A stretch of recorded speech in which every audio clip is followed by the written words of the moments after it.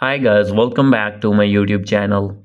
So guys, in this video I will show you how to fix your payment method was declined to avoid interruption to your subscription and purchases, add sufficient funds to your Apple ID or with this card.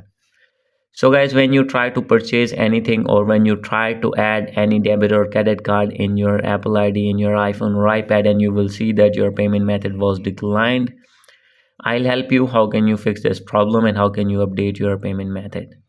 So let's get started without wasting any time. First of all, open your settings, make sure that you have connected with strong internet connection, and after this scroll it down, click on general, and guys, disconnect your VPN if you have connected here, and you need to check for software update and you need to update your iPhone to latest iOS version. And guys, now you need to go back. So guys, from here you need to open your Apple account or iCloud account, and here you need to click on payment and shipping, and you need to remove your old payment method if you have added. And guys, after removing your old payment method, then you need to add your new payment method again, and after this your problem will be fixed. And guys, if still not fixed your problem and still showing this kind of error again and again, then guys, simply you have to go back and you need to open that bank app that you are using card of that bank.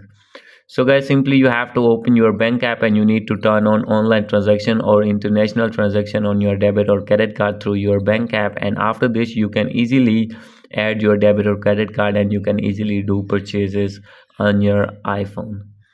So guys, after doing all these settings, if still not fix your problem and still can't add your debit or credit card, your payment method has been declined again and again, then you need to open your Apple Store app, select your iPhone gadget here, and here is the option subscription and purchases and update payment method.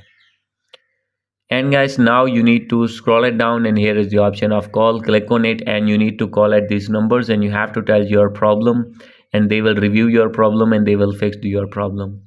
So guys, hope you like this video. If you like this video, please do subscribe my channel. Thank you.